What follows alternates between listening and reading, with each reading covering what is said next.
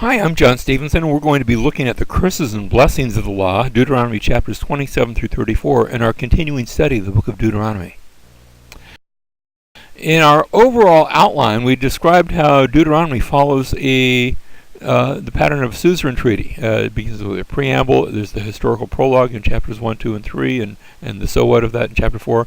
The stipulations, the central part of the book, is chapters 5 through chapter 26, where we see the Ten Commandments as the table of contents, and then all the commandments that are related to those Ten Commandments, or they follow throughout the central portion of the book.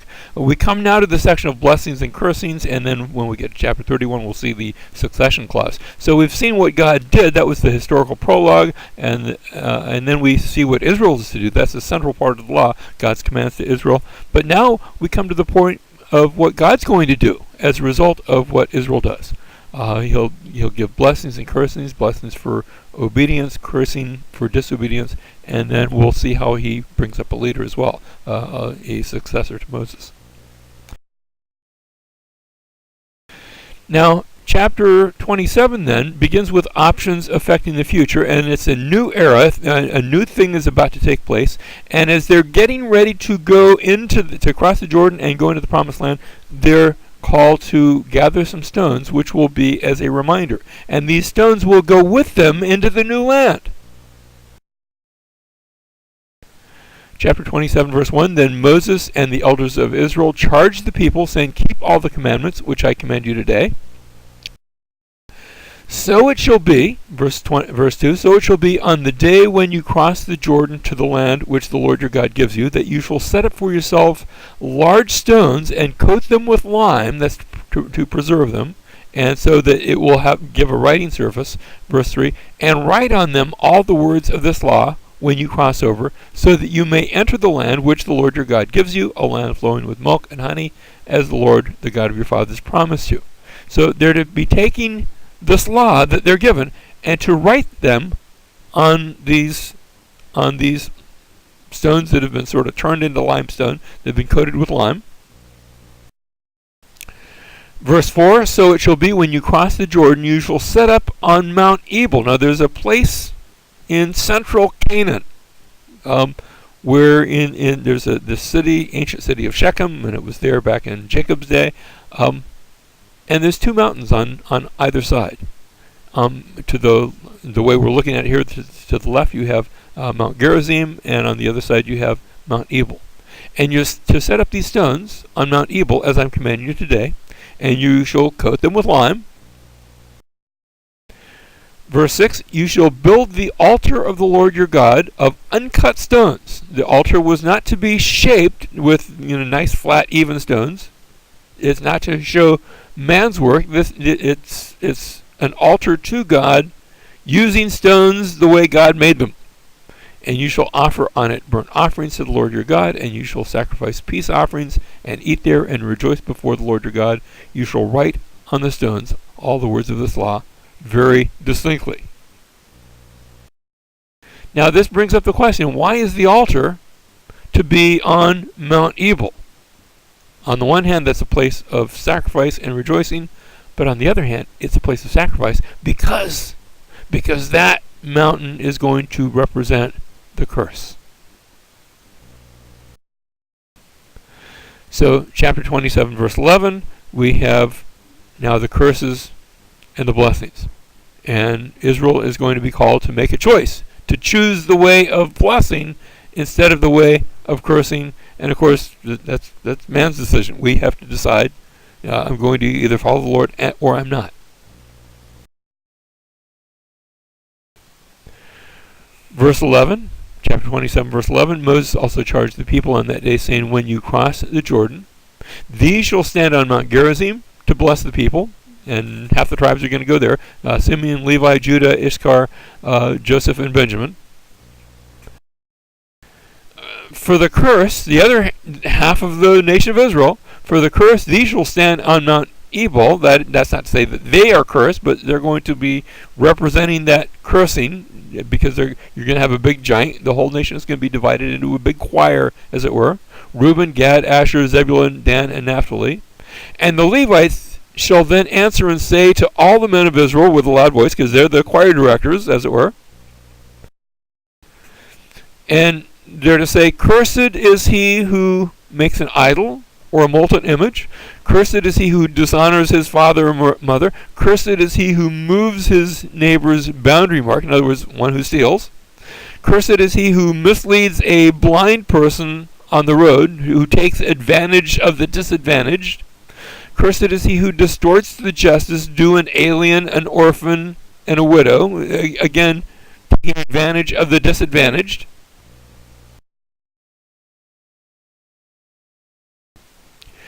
It continues, cursed is he who lies with his father's wife, or who lies with any animal, his sister, the daughter of his father or his mother, his mother-in-law. Those things ought not to be. Cursed is he who strikes his neighbor in secret. That is, there's some sort of hidden, premeditated, he waylays someone to put him to death.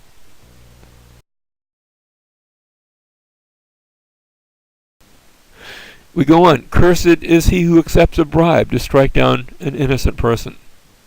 And cursed is he who does not confirm the words of this law by doing them. That sort of sums up everything.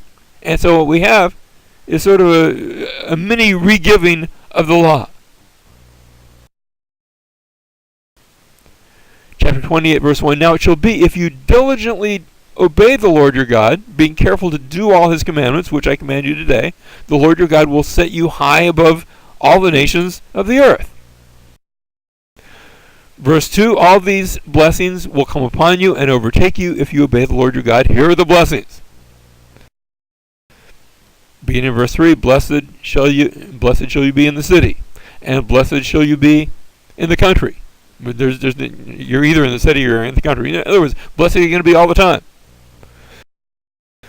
Verse 4, blessed shall be the offspring of your body, and the produce of your ground, and the offspring of your beasts, and the increase of your herds, and the young of your flock. In other words, everything you touch, everything that you own, everything you're going to be involved with is going to be blessed if you obey me. Verses 5 and 6, blessed shall be your basket and your kneading bowl. These are just your utensils. Blessed shall you be when you come in, and blessed shall you be when you go out. In other words, all the time, every day. Verse 7, the Lord shall cause your enemies who rise up against you to be defeated before you. They will come out against you one way and will flee before you 7 ways. They'll come at you united and they'll just fall apart and go running away. If you follow me. Verse 8, the Lord will command the blessing upon you in your barns and in all that you put your hand to, and he will bless you in the land which the Lord your God gives you. That's a lot of blessing. Verse 9, the Lord will establish you as a holy people to himself, a set-apart people to himself, as he swore to you, if you keep the commandments of the Lord your God and walk in his way. Verse 13, the Lord will make you the head and not the tail, and you will only be above and you will not be underneath, if you listen to the commandments of the Lord your God, which I charge you today, to observe them carefully, and do not turn aside from any of the words which I command you today, to the right or to the left, to go after other gods, to serve them. Don't do that. Verse 15, but now notice the but. But it shall come about, if you do not obey the Lord your God, to observe to do all his commandments and his statutes which I charge you with today, that all these curses will come upon you and overtake you. And now we go from the blessings to the cursings. Here they are, verse 16, cursed shall you be in the city, and cursed shall you be in the country. Cursed shall be your basket and your kneading bowl. Cursed shall be the offspring of your body, and the produce of the ground, the increase of your herd, and the young of your flock. Cursed shall you be when you come in, and cursed shall you be when you go out. In other words, all the time. Verse 20, the Lord will send upon you curses, confusion, and rebuke in all you undertake to do, until you are destroyed and until you perish quickly on account of the evil of your deeds, because you have forsaken me. That's the worst. Don't forsake the Lord your God. Verse 23, the heaven which is over your head shall be bronze. You go out and you see, isn't that beautiful? But it won't be. It will be a weight that crushes you. And the earth which is under you, iron. And you'll be ground up. The Lord will make the rain of your land powder and dust. And when it doesn't rain in Israel, everything dies. And from heaven it shall come down upon you until you are destroyed. We get down to verse 45. So all these curses shall come on you and pursue you and overtake you until you are destroyed, because you would not obey the Lord your God by keeping his commandments and his statutes which he commanded you, and they shall become a sign and a wonder on you and your descendants forever. Verse 47, because you did not serve the Lord your God with joy and a glad heart for the abundance of all things. I gave you so much, but you turned away. Verse 48, therefore you shall serve your enemies whom the Lord will send against you, in hunger, in thirst, in nakedness, in the lack of all things, and he will put an iron yoke on your neck until he has destroyed you. Verse 49, the Lord will bring a nation against you from afar, from the end of the earth, as an eagle swoops down, a nation whose language you shall not understand, a nation of fierce countenance who will have no respect for the old, nor show favor to the young. They won't have the law of God of taking care of the helpless. They'll make you helpless, and then they'll take full advantage of you. Verse 52, it shall besiege you in all your towns until your high and fortified walls in which you trusted come down throughout your land. And it shall besiege you in all your towns throughout your land which the Lord your God has given you. And God actually brings that about in two phases. The northern part of Israel have their phase at the hands of the Assyrians. In 721 BC, they're carried away into captivity. And again, it comes against the southern kingdom as well, where they're besieged and eventually taken away into captivity as well. Verse 53, then you shall eat the offspring of your own body, the flesh of your sons and of your daughters, whom the Lord your God has given you, during the siege and the distress by which your enemy will oppress you. And we read in Jeremiah how that was literally and graphically carried out. That the people in their starvation actually resorted to cannibalism. Verse 63, it shall come about that as the Lord delighted over you to prosper and multiply you, so the Lord will delight over you to make you perish and destroy you, and you will be torn from the land where you are entering to possess it. Here you're coming into the land, and that's God's blessing, but if you don't follow me, I'll rip you from that same land and cast you out. Now we get to chapter 29, verse 1, and we have covenant renewals. There's going to be the covenant that God has made, and he's renewing it with this next generation. And of course, God's sovereignty is in view. That it's not about your decision. God is the king.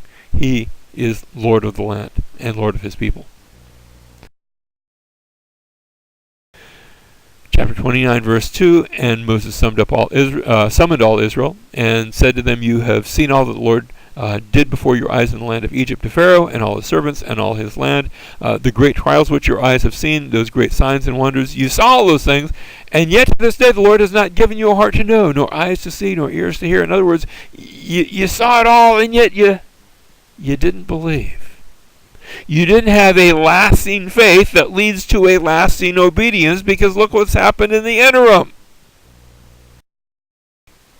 Verse 5, I've led you 40 years in the wilderness. Your clothes have not worn out on you, and your sandals have not worn out on you. They still have clothes. They still have shoes, sandals, that is.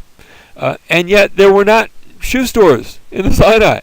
There were not places to get new clothes. They couldn't go into the latest clothing department store in the wilderness. You've not eaten bread, nor have you drunk wine or strong drink, in order that you might know that I am the Lord your God.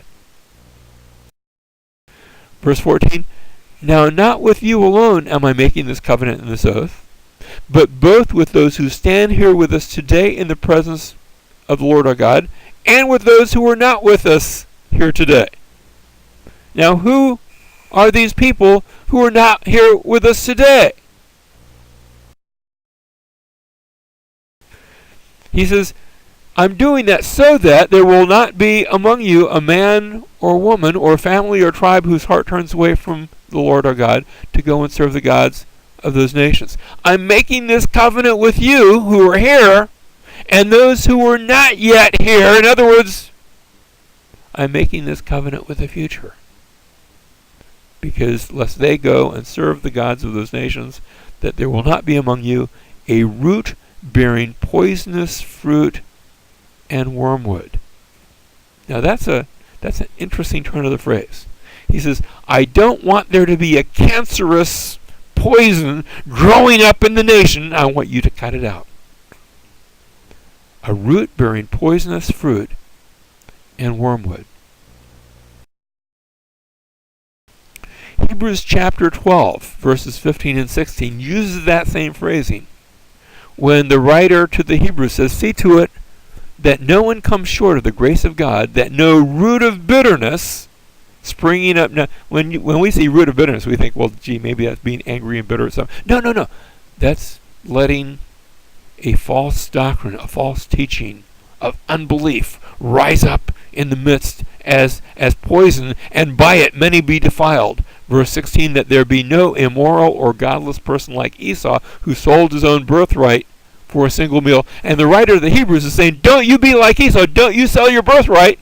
They say, what birthright? The Messiah. He's your birthright. Don't you miss him, because he came. And if you don't believe, then you're going to miss him entirely. It will be as though you were drinking poison.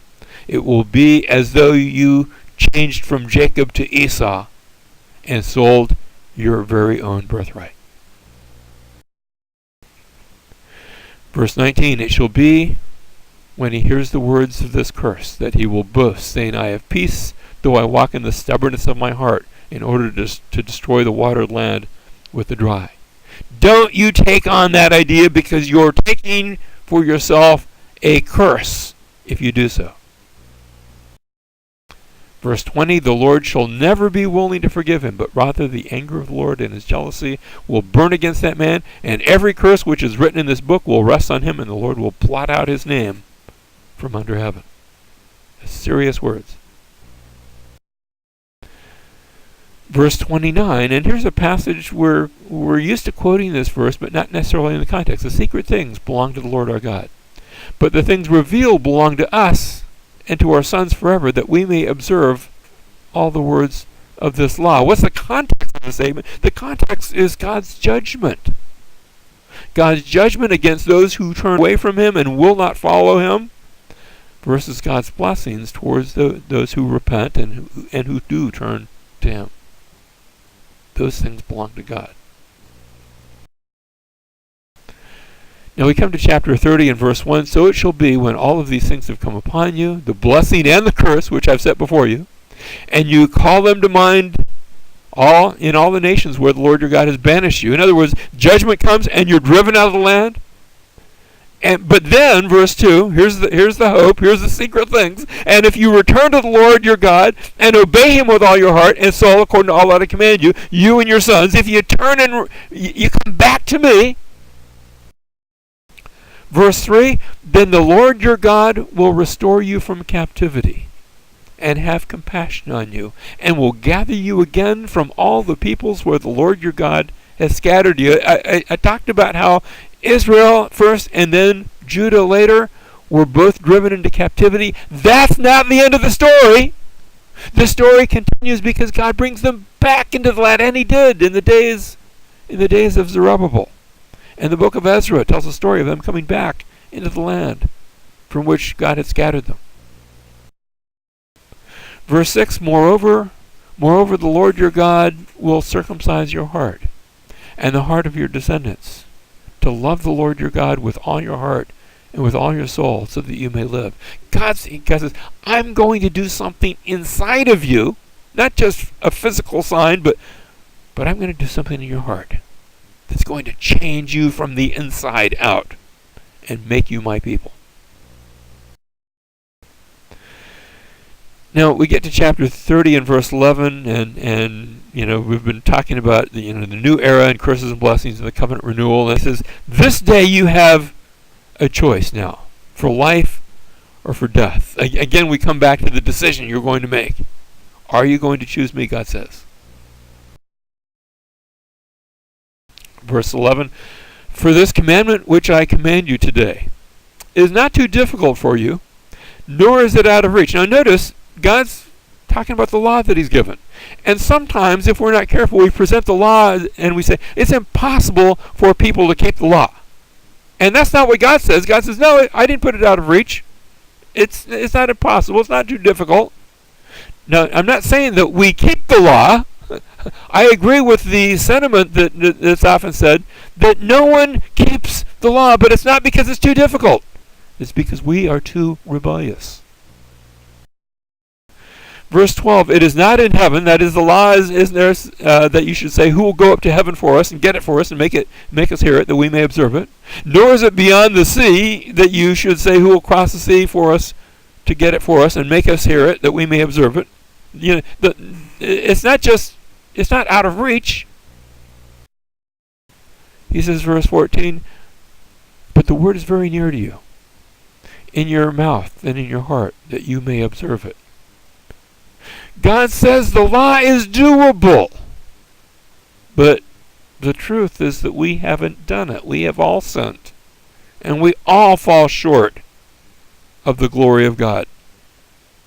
It's because of our rebellion with which we have all rebelled. Now, the phrasing there is paraphrased by Paul in Romans chapter 10. Let's look at that. Here in Deuteronomy 30, "It's not in heaven that you should say, Who will go up to heaven for us, get it for us, make us hear it, that we may observe it." And Paul says, this is a paraphrase, "But the righteousness based on faith," and that's what he's calling this, speaks as follows: "Do not say in your heart, Who will ascend into heaven," that is to bring Christ down. And notice Deuteronomy 30, "Nor is it beyond the sea that you should say, Who will cross the sea for us to get it, make us hear it, that we may observe it." And likewise, we don't have to worry about trying to get into heaven on our own, that is to bring Christ down. But rather, he says, the word is very near you. It's in your mouth and in your heart. And so God says, "See, I've set before you today life and prosperity, and death and adversity, in that I command you today to love the Lord your God, to walk in his ways, and to keep his commandments and his statutes and his judgments, that you may live and multiply, and that the Lord your God may bless you in the land where you're entering to possess it."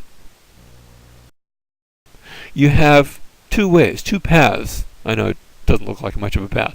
Life and prosperity, death and adversity. Which one are you going to choose? Oh, gee, it's such a difficult decision. And the truth is that we've all chosen death and adversity. And yet, God sent his Son to die in our place, to turn us from death into life, to turn us from that place of adversity, to bring us to a place of true spiritual prosperity, if we will hear his good news and believe the gospel. Verse 19, God says, "I call heaven and earth to witness against you today, that I have set before you life and death, the blessing and the curse. So choose life, in order that you may live, you and your descendants, you and your seed." How do you do that? Verse 20, "By loving the Lord your God, by obeying his voice, by holding fast to him. For this is your life and the length of your days, that you may live in the land which the Lord swore to your fathers, to Abraham, Isaac, and Jacob, to give to them." And we enter into that, disobedient though we've been, when we come to God in faith, trusting in the one that he sent to die in our place, to be a curse for us, to love us in a way we didn't deserve, and to call us into that union with him.